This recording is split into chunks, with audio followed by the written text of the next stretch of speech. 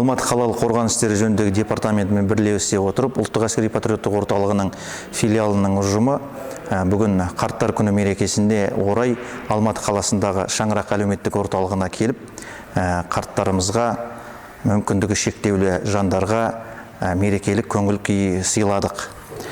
Жалпы қазақ айтады, қариясы бардың қазынасы бар деп. Осындай мемлекеттік мекемелерде ем алып жатқан қарттарымызға, қарияларымызға, мүмкіндігі шектеулі жандардың жабырқаулы көңілдерін көтеріп, көңілдеріне, көкейлеріне нұр сыйлау біз үшін үлкен бақыт.